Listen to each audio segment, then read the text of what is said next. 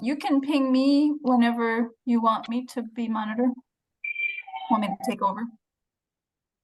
Whatever piece, yeah. But I have to leave around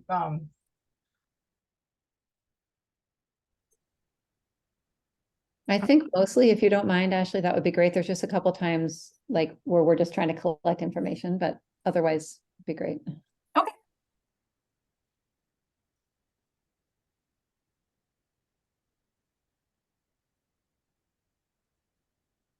Welcome, everybody. We'll get started shortly.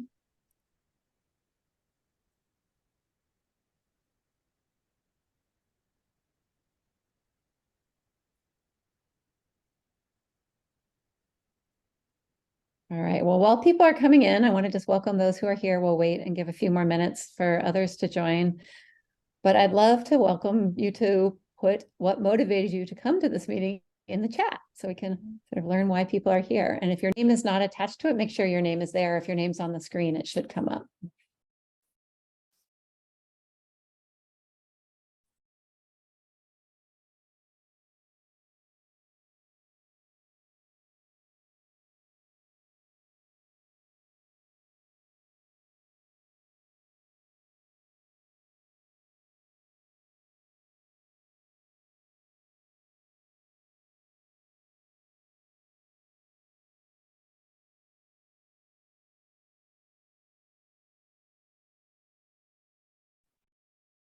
Where is it?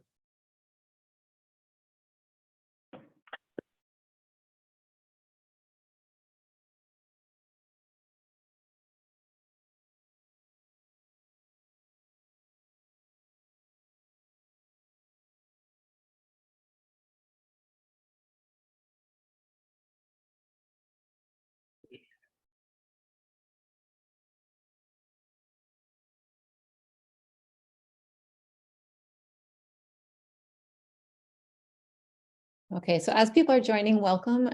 People are just putting in the chat what motivated them to come to the meeting today. Please add your answer as well.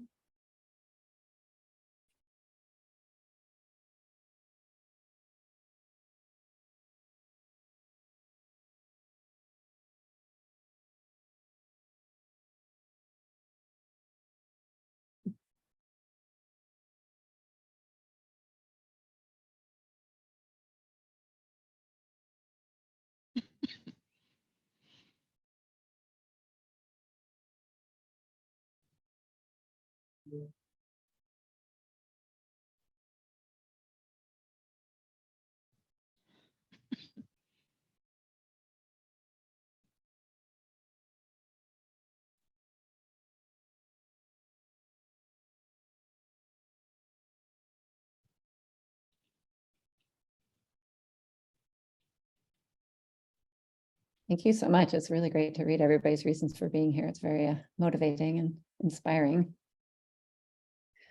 So we have about 1 more minute. We're going to get started at 12:05. So if anybody hasn't put it in, please add your motivation for being here today, and we'll get started in just a minute.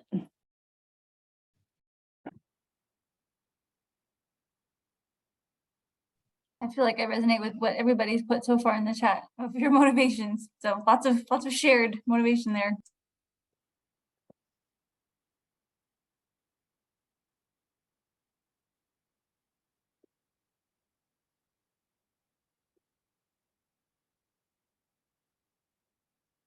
I know.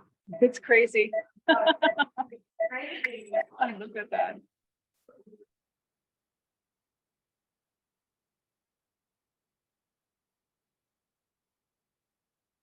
Okay, I think we'll move on. Shwin, if you want to do the next slide.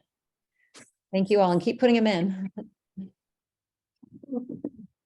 Great. So Cindy may have mentioned that we are part of a climate health organizing fellowship you'll hear more about later. We're here to support CHN. I'm C. Freeman. I'm located in Los Angeles. I'm a geriatric psychiatrist. And these are the topics that we're going to cover in today's talk. So let's get started.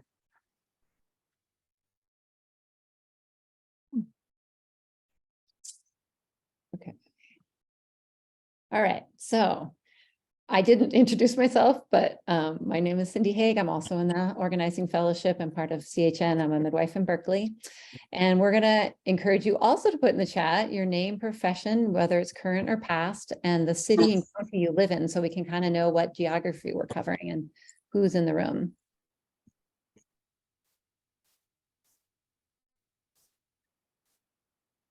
Give people a minute or two to do that.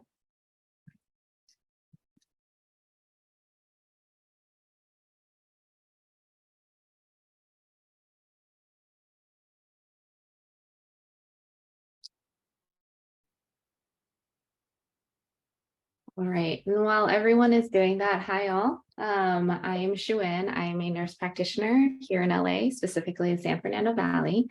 I met C and Cindy through CHN. We were very fortunate to do the Climate Health Organizing Fellowship together this last year.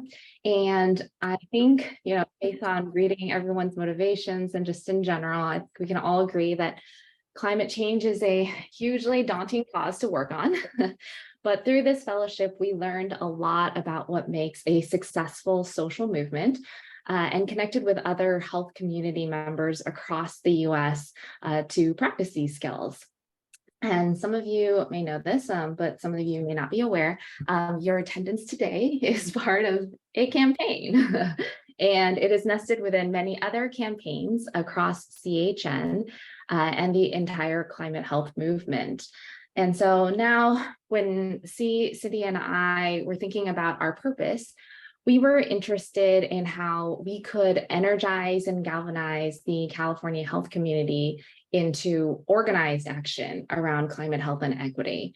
We wanted to figure out what part we could play in motivating and empowering our fellow CHN members to advocate for climate and be part of this movement in a more visible and vocal way.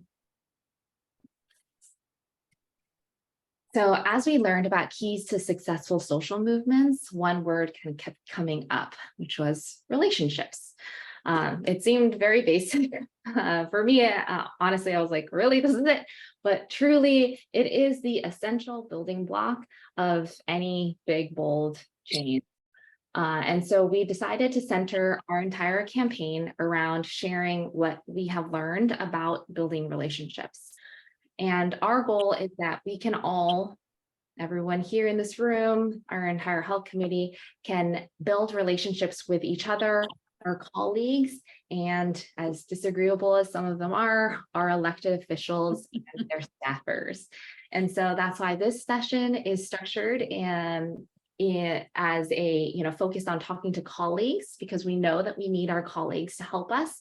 And then the next Friday, we will be talking about how to talk to our elected officials because they are important in this.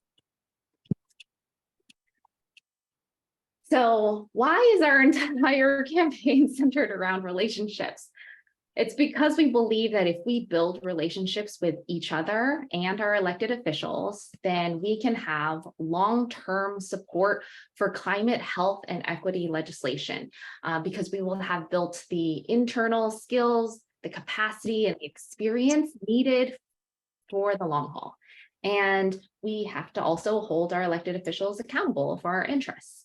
So I think that we can all agree that something as big as this, as climate change, requires collective action. Let's see. Yes, and as Schwinn mentioned, it's through the fellowship that we learned that the foundation to building relationships was through one-on-one meetings. And some of you may have been invited to this session because of those one-on-one meetings. And it's not just, you may have noticed that the one-on-one meetings are not just casual conversations, but our goal was to be strategically intentional, not only to learn about you, but also to exchange interests, resources, and values. And ultimately to have you commit to working together for a common practice. And we're going to talk more about the skill of the one-on-one meeting and what that looks like. And when we talk about the intentionality that we want you to engage in, there are certain steps regarding the structure of the one-on-one meeting. Can we hit the next slide, please? And it really goes through several steps, as I said. You want to start with an intention catcher that immediately connects you to the person, such as, Wendy, Amanda suggested that we should talk. And you also want to establish an interest in the conversation. I see, Wendy, like me, you're doing things in the climate health space. So I really appreciate the opportunity to chat. And then you want to explore perspectives with open-ended questions. I was hoping you could share how you became interested in the climate health space. And to remember that you're being purposeful and look to make exchanges. Wow, I see that you're really good in working with hospitals to create, plans to address sustainability. I'm also very good with connecting people. Maybe we could work together and do something to achieve the successes in both of our spaces. And then once you've made exchanges, recognizing what resources each of you might be able to share, you got to remember that the objective is to establish a relationship and continue it. And so you want to be sure that you get that person to commit, whether it be commit to having another conversation, coming to this meeting, or doing something else. Next slide. Just some extra tips. You want to make sure there are no distractions. You want to also explain why you wanted to talk. You also want to pay attention to verbal and nonverbal cues. Actively listen and use prompts like, when you said that you found it easy to work with your hospital staff, what did you mean by that? And these are some of the things that we want you to keep in mind when you're engaging in the one-on-ones. So how about we move to the next slide? All right. So that was a great review of one-on-ones. I would like to ask if everybody who was initiating a one-on-one with somebody could put their name in the chat. Fantastic. So as people put their names in, some people must have come here because someone did a one-on-one with them. Other people initiated them from after learning about it at the last workshop. I'm going to see if Roger, would you be willing to share just how it went, how you felt, any challenges, any takeaways, just so we can kind of learn as a group how that went? Sure. My one-on-ones have worked with people in the Urgent Care Association nationally and in California. On an individual level. But what I'm really wanting to gain the skill of is, how do I move a giant organization, or like the company I work for, or the National Urgent Care Association, or even my local hospital, into action? So I guess, the one-on-ones, oh yeah, the people said, yeah, we know that climate change is a big issue and blah, blah, blah. But then getting the organizations to do something is a different task. Definitely, it's so true. And I do think, though, that getting more people and more relationships then does help move towards that goal. And I think that's one thing we're going to share today is, what are some of the challenges? And I think that's one of the huge challenges. And we're going to talk about the challenges in a little bit. So thank you for sharing. Cecilia, did you also want to do a quick share about your experiences of doing one-on-ones when you did the listening campaign? I really enjoyed being able to reach out and meet different colleagues, and it's always nice to have solidarity and realize that there are so many other people with the same worries and fears that I have, and who are motivated to do things and have more time than I do to work on them. So I found it really inspiring, even though at that time the numbers of one-on-ones that we were able to arrange were much lower than we had hoped. But I thought that it was a really valuable experience. Thank you so much. Does anybody else feel moved to share about an experience of doing a one-on-one before we move on? All right, well, thank you both for sharing. I really appreciate it. We're going to move on to some of the challenges, which is what Roger was touching on. And so we have a long laundry list there, and that list was created when we asked everybody when they registered to please share challenges that they've had. So we pretty much verbatim put them on there as best we could. And I don't need to read through the whole list, but you can kind of see some trends. There's some fear, there's some overwhelm, not knowing how to make change, being really busy. And so I think by doing the one-on-ones, like Cecilia was saying, you feel less alone, you know that other people are concerned, and it does help to kind of build a community of people who are concerned to then work out the solutions.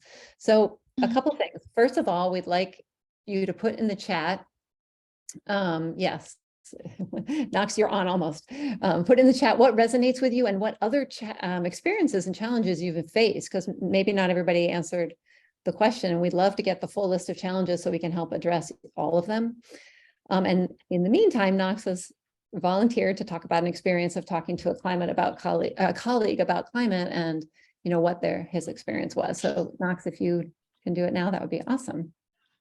Sure. Yeah. We have I work in a hospital in San Francisco. I'm a hospitalist, and our group has monthly meetings where we kind of discuss the goings on of the hospital and our group. And one month I was able to give a climate change and health presentation, sort of educational / recruiting people to get more involved. And I remember one of my colleagues, I was sort of talking to him like after the meeting about how he could asking him whether he would like to get more involved. Is he interested? And he said, well, of course, as with every healthcare worker I've ever talked to about this, yes, of course, I'm interested. I want to do something. But I do feel like I don't have the bandwidth, or I feel like I think one of the things he said to me was, well, I'm already recycling and I recycle a lot.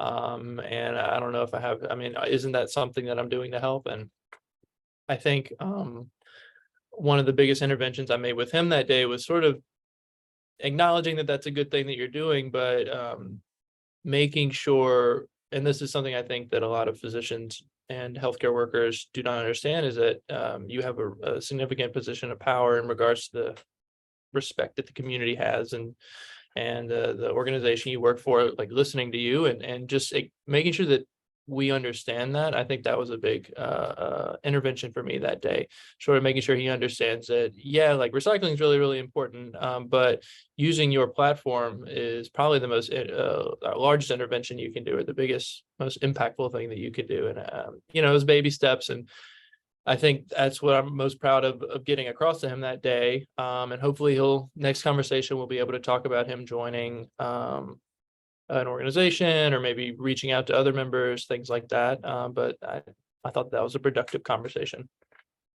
Thank you so much, Knox. That's really great, using positions of power and helping people move to the next level and staying in contact. Nishanga, I don't know if you'd like to unmute, but I love what you wrote. I think that's something many of us have experienced. Do you want to say any more about that? Yeah, it's so common. It's almost like, okay, great, you're doing something, and then they're giving you some props. So like that's their action, telling you you're doing a good job, and like it gets them off the hook. And I see it around other, social justice, racial justice. It's like you're the token person who cares, and it absolves others. And yeah, it's a really frustrating place to be. And I resonate too with like the crazy climate person, like there she goes again. How do we move forward from that?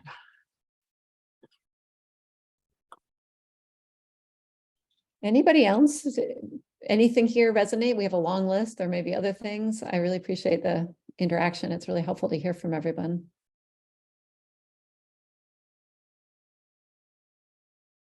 I know Roger had brought up about, okay, so we talk with people, but what's the next step? How do you actually make the change? And that is super important question. I don't know if anybody has some great wisdom from having an experience of going from the one-on-ones to actually making a change with the folks in power. Bonnie, So, you have I have a comment. So firstly, I think the issue about relationships is very, very important. I think the question is, what do we do on a macro level? But a micro level is also important. And I recently read a book that I recommend to everybody called How Minds Change by David McCraney. And there's a lot of science behind it, but it explains when you give people facts, when they have a strong opinion, they will not change their mind. You have to engage them, and you have to, and once you've engaged them, you have to give them little ideas that they are going to change their own mind. So it's a whole skill set that can be learned. So I would highly recommend that book. Thank you for that David- recommendation. David McCraney, How Minds Change. Maybe you can put it in the chat. Okay. That sounds really good. Because yes, the relationship building is such an important part of change, because yeah, facts don't motivate always. I think Dr. Bonnie Hamilton, you had your hand up. Yeah, thank you. I did want to mention another resource is Pears Espens Stoknes wrote a book called What You're Thinking About When You're Not Thinking About Global Warming. And he also has a great TED Talk about apocalypse fatigue and the reasons that people don't engage with climate, and why they, and he uses the 5 Ds: denial, dissonance, distance, identity. So there are these factors that play into why people, even though they might believe in climate or be concerned, why they don't engage. So I'll put the link to his TED Talk in the chat. But I also wanted to talk about the difference between fuel and friction. So a lot of us, when we talk about climate, we just put more fuel in it, right? We talk about how important it is or whatever, but really what we need to look at is what is the friction that's preventing people from becoming engaged, and removing those barriers or those frictions in order for people to be more engaged. So it's more successful to actually remove the frictions or the barriers rather than increase our fuel in around the issue. So I just wanted to bring that up as well. Thanks. Fabulous. Thank you so much for sharing that. Alex, your hand is up. Thank you. I just wanted that comment about, well, I'm already recycling. And it speaks to the fuel versus friction. If we have time, maybe we can find out something something else that person would be interested in doing. But I guess one factoid I came across recently, because I was thinking about carbon offsets, how we deal with the carbon we create in our personal lives. A transatlantic flight is the entire carbon budget for a global citizen for 1 year. Let me say that one more time. I think it's a great factoid. A transatlantic flight is the annual global carbon budget for an individual if we're going to achieve carbon neutrality, which we absolutely have to. So, boy, that person says they're recycling, and I'm going, oh, man, that falls so short of what we need to do. But wait a minute, they're doing something. They're engaged. So just like our patients doing something positive for their diabetic control or hypertension, we want to reinforce that. Thank you for doing that. And then maybe I can share that factoid in, 3 sentences. And we all need to think of what else we can do to make an impact, because there is so much more. We all have to do what we can do, but we have to keep thinking about doing more. Such a great share, and such a important statistic. I will hold on to that. I think unless someone else has something burning, I think our time is up for this slide and we should move on. Is that right?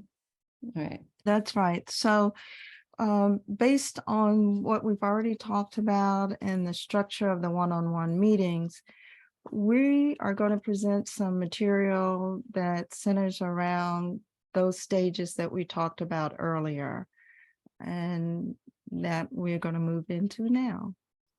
Can I ask a real quick question? Elaine, where are you calling in from? Just because we're prepping for the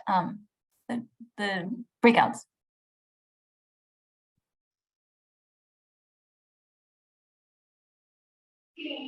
Hello? Yeah. Elaine, right? Uh-huh. Coco? talking to me. Okay, yeah, from Los Angeles. In We're LA, Los okay, Angeles area. thank you, okay.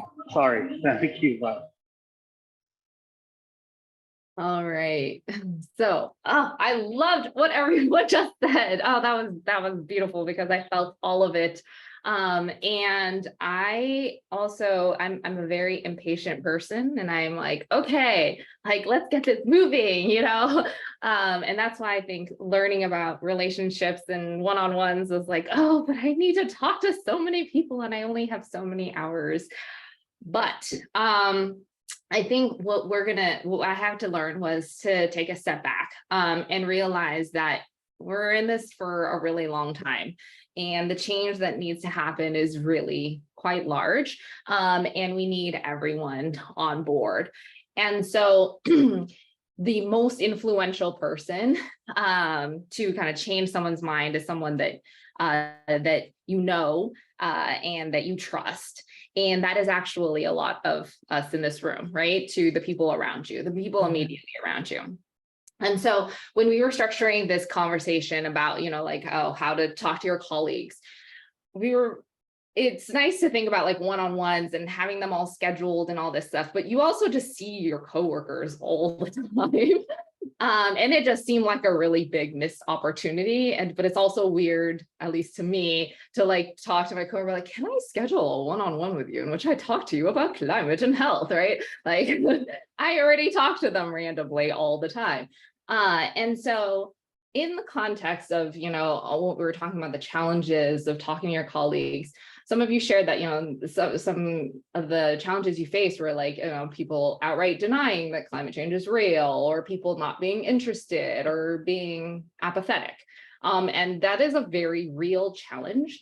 And we know from Yale professors who specifically study climate change communication that right now, I think this poll was done in December 2022, about 11% of Americans are completely dismissive of climate change. And these people are very loud and proud. We know them, they're on Facebook, and they are being dismissive of climate change is part of their core identity. And so for this reason, and for kind of this exercise that we're all going to be going through today, we're just not going to address those people right now, because it is very hard to change someone who believes that climate change is not real as part of their core identity. You cannot fact them into changing their mind. We already mentioned this. And so, you know, if you accidentally fall into a conversation with somebody who is a dismissive that you didn't realize, and you could, you know, politely listen to them and then say, hey, this isn't something we need to agree on today, but I'm just glad we're talking about it, right? And move on. But this does leave 89% of Americans as totally fair game. And so we recommend that you start with these people that you already have an existing relationship with. So coworkers, colleagues, people you tend to have regular encounters with, either because you work together, you're in the same organization. And I, you know, personally, yeah, before all of this, I still actually cannot say that I really don't, I don't know what the majority of people that I work with, what they think about climate change. And that has contributed to me being worried that like I'm the oddball climate person and I don't want to be outed. But all the studies and research point to like, hey, actually, I can probably find a lot of people who I work with who have some flavor of concern about climate change. And part of this is just, you know, realizing this. We want to build a social movement. We really want to build big change. But part of this is also just a therapeutic thing and a way to combat eco-anxiety. Knowing that other people around us are concerned about climate change just makes us feel a little bit less alone. And so now when I'm worried, I ask myself, you know, if I'm worried about talking to someone, I'm like, well, would I tell a patient or a friend of mine that like, if they have something that they care a lot about and they're really worried about, that they should just bottle it up and suppress those emotions for a vast majority of the day while they're with other people? Like, probably not. I would not say that. So I've started to talk to my coworkers about my climate work. And one, I think they know me well enough to realize that I am a multi-dimensional person with not just one interest. And two, like I said, I realized that I'm not alone, and it's been very soul nourishing to give people a chance to do something about their concerns by just sharing and saying something and being recognized for it. And for the person that recycles, like baby steps, right? So as I mentioned before, meaningful climate change policy requires collective action like no other. So we need to know who is on our collective. So first step, let's figure out who are we going to talk to? Because, for the person, I think somebody said that they were going to be talking to their hospital administrator. Well, that's great that you're talking to your hospital administrator. That's a really good step. But if you came with all of your colleagues with you to that meeting, talking to your hospital administrator, that's so much more powerful. So how do we get those people to come with us, right? So I will ask all of you to either, pull out a piece of paper or open up a blank Word document and put it into columns, like, fold it into thirds. And on that paper, right, in those little columns, at the top of each column, if everyone could just write down 2 or 3 names of people that meet this criteria of someone you would like to have a conversation with that isn't a complete dismissive, somebody that you see regularly. I'll give people a second to write some names down.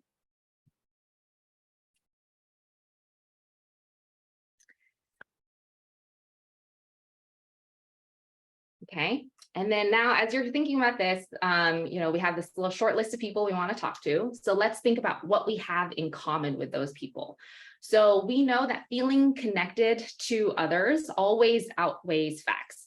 And even, the most beautiful of infographics, right? If we actually just know the person, we really feel like we're understood by that person. We want to foster that connection and use that as the driving force for change.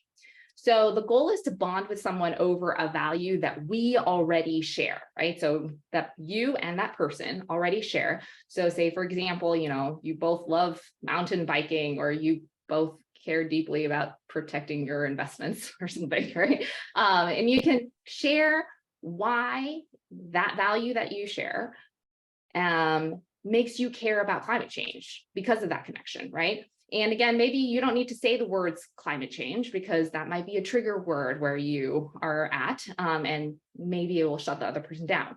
But you can talk about all the things that climate change impacts, right? So health, water quality, air quality, this insane heat wave that we're in, wildfires, our kids' futures, mosquito bites, our electricity bills, anything, right?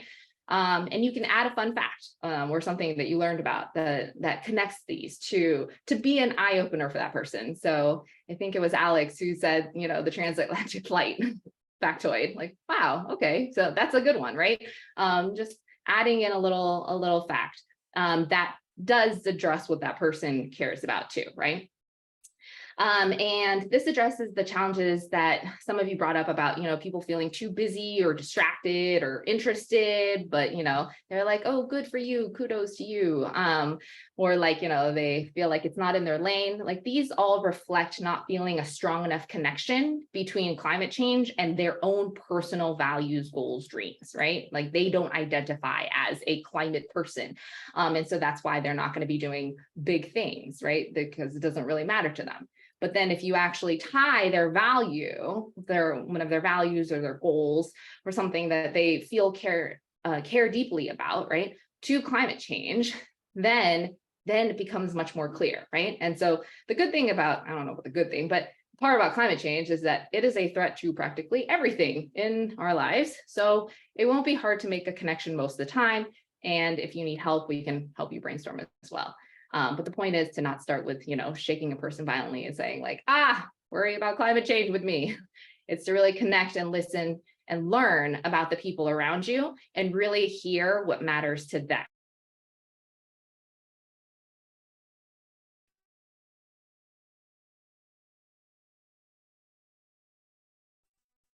And we just want to bond over shared values. So back to that piece of paper. under those people's names, I want you to put down things you have in common with each of those people. So, you know, me and my coworker, we're both homeowners. We both have young kids and we live in valleys that get hot, something along those lines.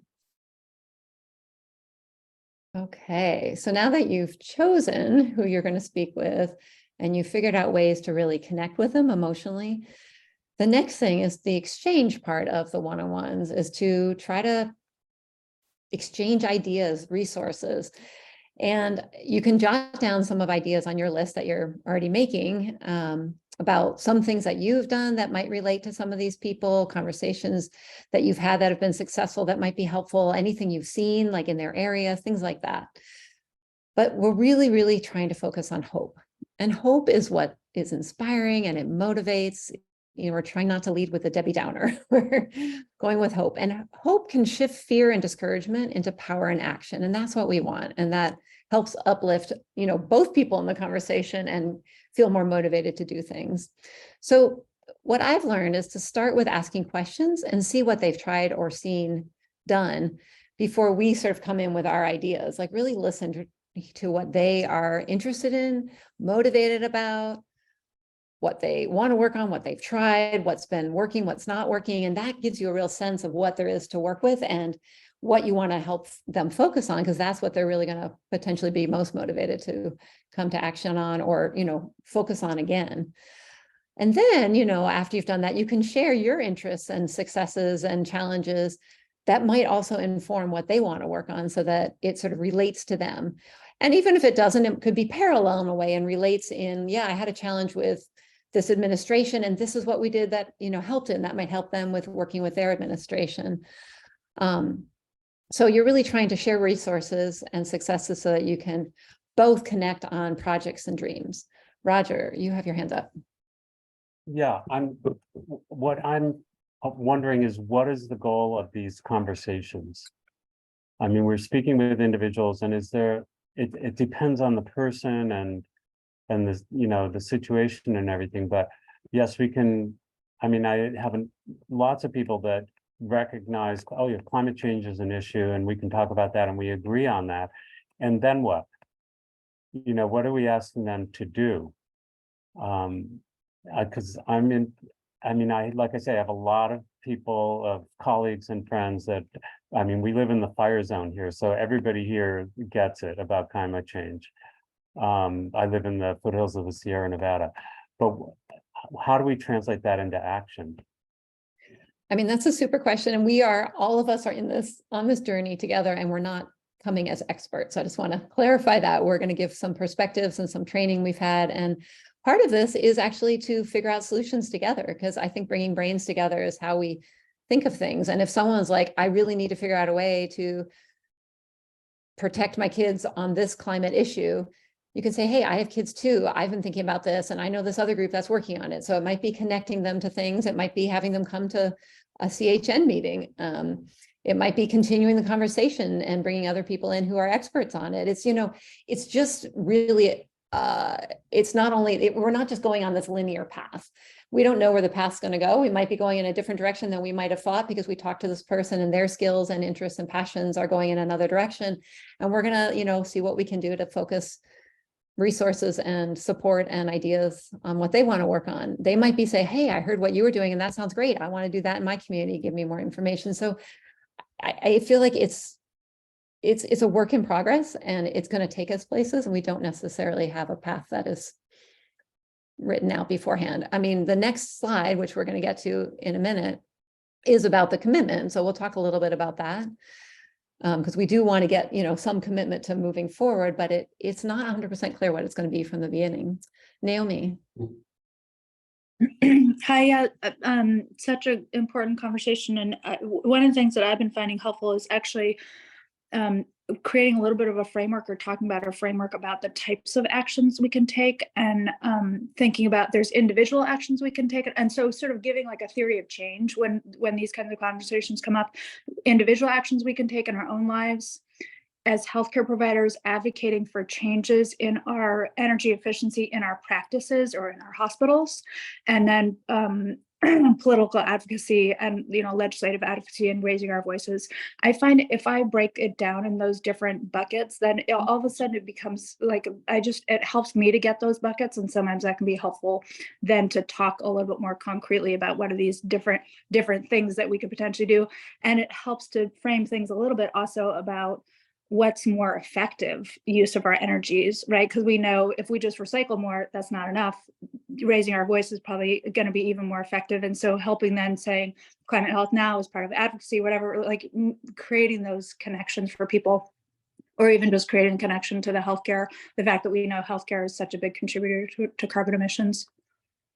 You said it so well, Naomi. Thank you so much. And yes, breaking it down and finding, places to start, like a step on the journey is so important. Dr. Oops. Oh, you took your hand down. I don't know if Bonnie, if you want to say anything. Oh, yeah, thank you. I actually did. I actually wanted to take off on what Naomi said. There is a wonderful climate leader. His name is Will Grant, and he talks about the 4 levels of action. And the level 1 is individual action. Level 2 is your friends and family. Level 3 is like local community action, and number 4 is like federal action. And we tend to spend our time in level 1, which is what we do individually, or level 4, trying to like sign petitions and at the federal level, but those levels are probably the least productive. It's level 2 and 3, particularly level 3 when you get into your town council, your school boards, what you can do in your local community. That's really where most action is most meaningful and effective. So I just wanted to share that. Thank you for sharing that, Bonnie. I feel like what we're doing right now is sort of an example of the exchanges, like, because we don't have all the answers, but together people are sharing answers, and that's helping everyone. So that's great. Thank you so much. I think time-wise, I have to move to the next slide. Is that right, Schwinn? Okay.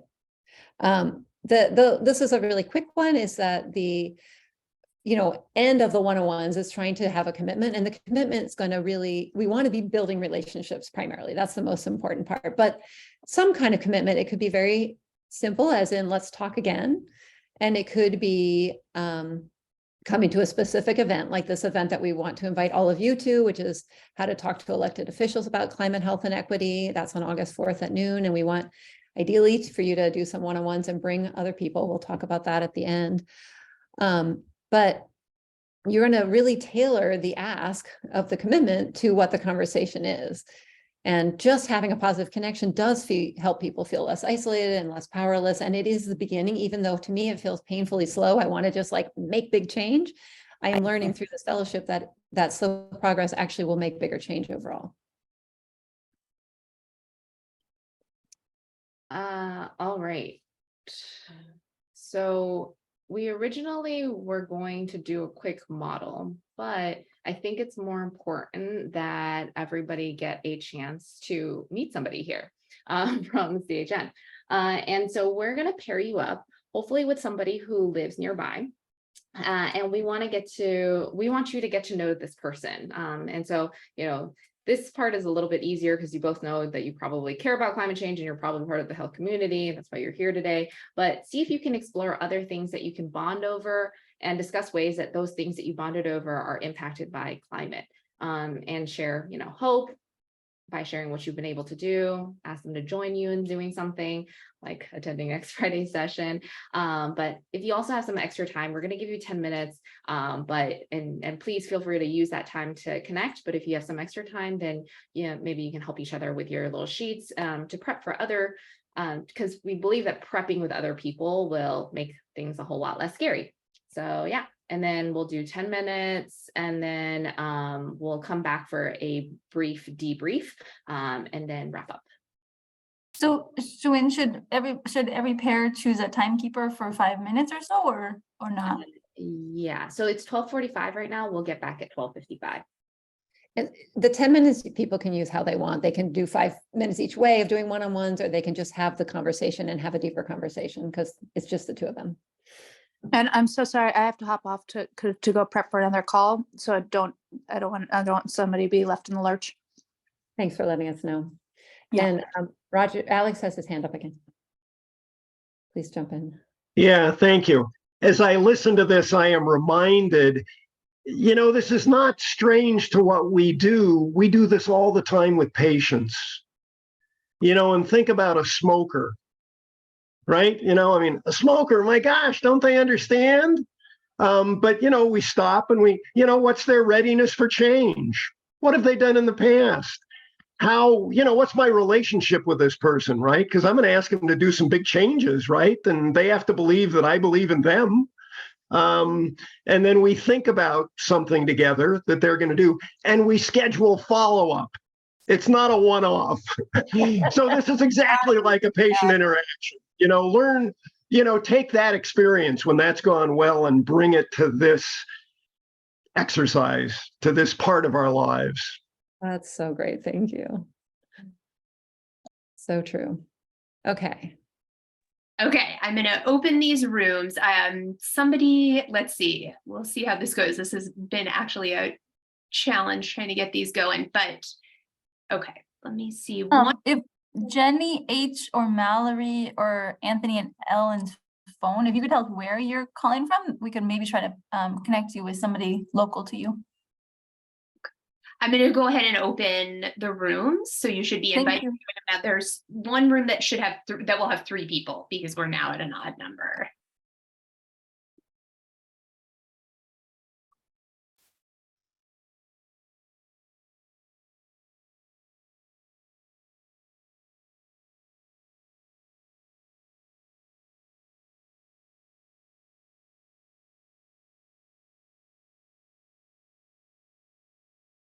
Can I help at all, Amanda?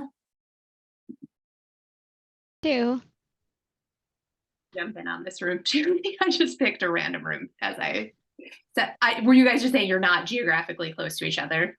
Yes. Because it is really hard to make breakout rooms on the fly with people coming. Sure, I understand that. And then at the end, I was just like, everybody's going in a room. That's how it's going to be. So Yeah, no, that makes sense. Sorry, Yeah. Yeah.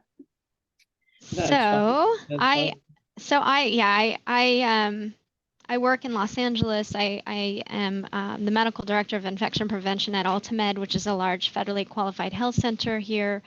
And I have always been really interested in climate and like what we can do and thinking about how we can impact our organization. So I started this. It's a diploma program with the University of Colorado. Mm-hmm. So I've been doing that. So I've been doing that for about a year. And then we're starting we signed the climate health pledge through Health and Human Services in the White House at our organization. So we're starting like baby steps of like recognizing that we're actually doing something about, sustainability and trying to reduce our carbon footprint. So that's what I've been doing here. But I guess just personally thinking about how I can decarbonize my home. My husband, I think he recognizes that there's a problem, but I guess he doesn't feel like it's, urgent for us to like immediately solve it, like just personally. So that's kind of challenging. And we have 2 kids. So that's me in a nutshell, what I've been doing. Well, it sounds like a lot. And congrats on like the progress that you've made, because I'm at a hospital in San Francisco within Sutter Health. It's a small community hospital, only like 65 beds. I'm a hospitalist here. And we still haven't gotten them to sign that pledge. They when I've spoken to leadership, they say, well, I don't know if we're ready for that big of a jump yet. So okay, but I just keep talking with my colleagues about it, and we have this sustainability team that's actually mostly non-healthcare workers. It's mostly like grounds people, infrastructure people, and they've actually done a lot in relation to sustainability within like we have hospitals from like Santa Rosa down to the lower Bay Area, and but mainly just also trying to personally decarbonize, trying to talk to people about it, get involved more with CHN, things like that. Yeah, this is actually the first meeting that I've been to for Oh, CHN. welcome.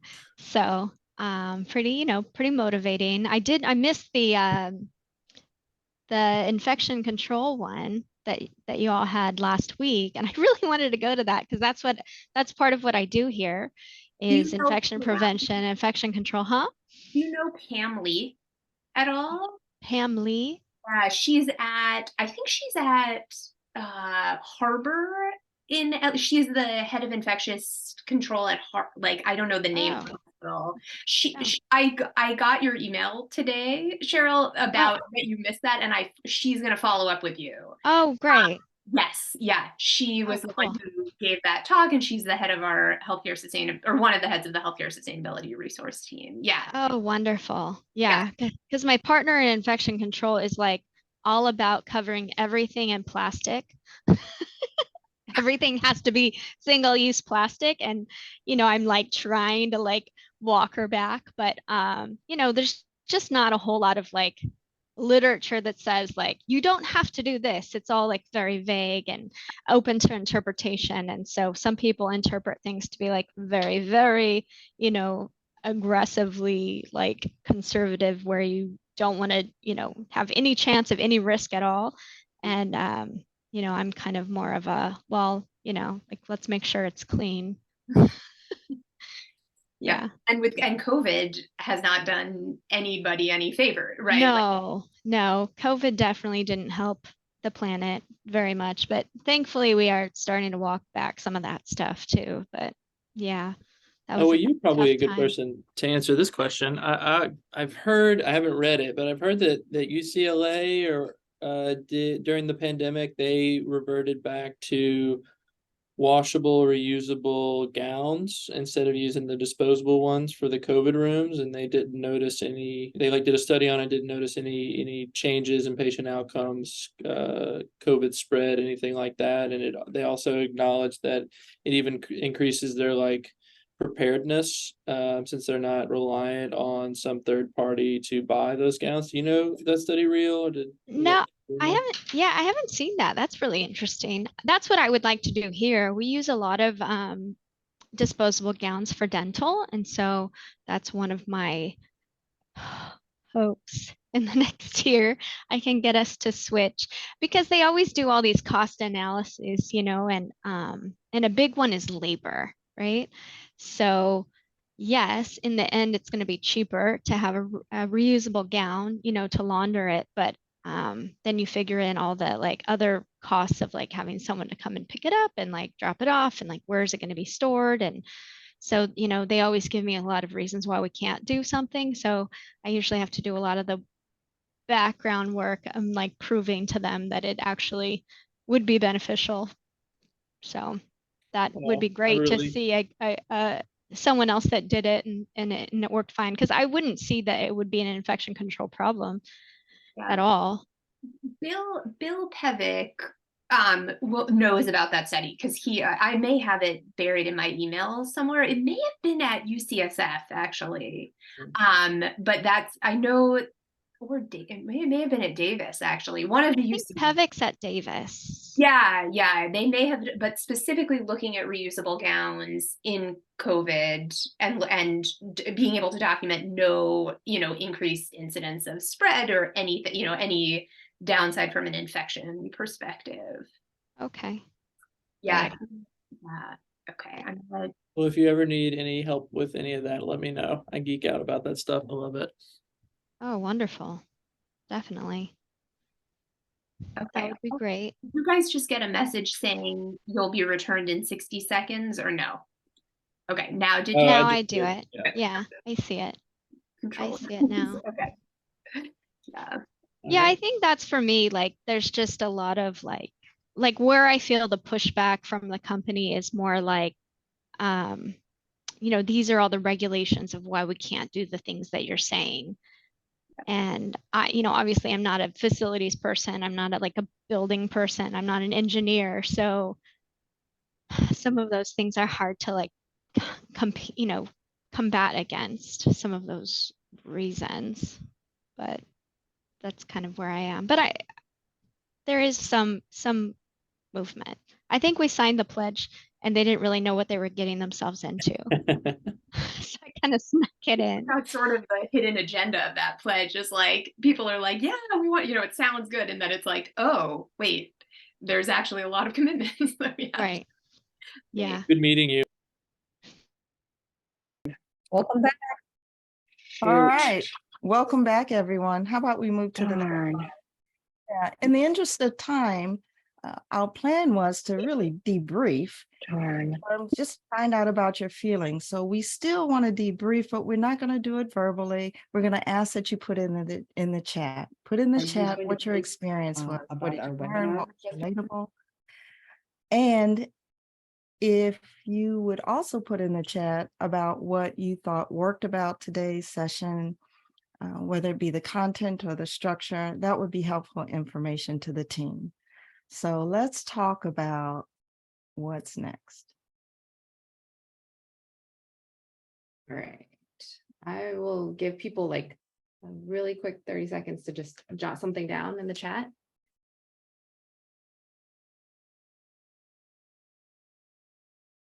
Maybe less, I just noticed the time, but here's the thing. So when we started, so this whole thing is about talking to your colleagues and people you're close to, because this is the building block. But it is like our, my kids' Legos, right? 3 to 4 Legos don't look like much. They're just a foot injury waiting to happen. So what we're building here is real change. It's a movement, right? And this is based off of, what we know from how unions and social movements work. Like if everyone brings a friend, then now you actually have something to be reckoned with. And so this year, CHN has embarked on this journey to do organized legislative and policy work, right? With health professional voice, health community voices. And we've seen that, other EJ groups and people who've been doing this for a year are like pleasantly surprised if, one health person shows up. But that's not enough, right? We need much more because the health community really has been pretty silent about climate. And so your assignment from this is to talk to 3 to 4 of your colleagues, right? And you now have a couple of names and we're giving you a week, a little bit more than a week. And we want you to recruit them to come with you to the next training, which is next Friday at noon. And we want to then talk about talking to your elected officials, because this is where we really can impact, right? We hear that the health community's voices is very, very impactful and has just not been heard when it comes to climate policy. And so if we can get all these groups to show up at your elected official's office and say, hey, we are health community members in your district, we're your constituents, and we are part of an organized group called Climate Health Now, and we care about climate and how it's impacting the health of our communities. And then you'll introduce yourselves. We have legislative information for you guys to send out and all that, and we'll talk about the details later. But then you also say, hey, and we'll come back. We will come back and you will have to kind of continuously listen to us because that's actually where the big impact happens, right? So right now we're just working on, gathering some Legos. Trust us, it will work, but you got to do your part. And so we are hoping that you talk to at least 3 people, bring at least 1, hopefully all of them, to our next training, Friday, August 4th at 12.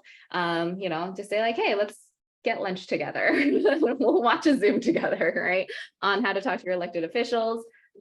And yeah, thank you so much, everybody, for joining today, for the really wonderful conversation, and for everyone's voices. Thank you. And we will see you next Friday. And a round of applause, especially to Cindy and C and Schwinn for organizing this meeting. You did a great job. Thank you. Thank you. Bye, everyone. Bye. Bye, thank you.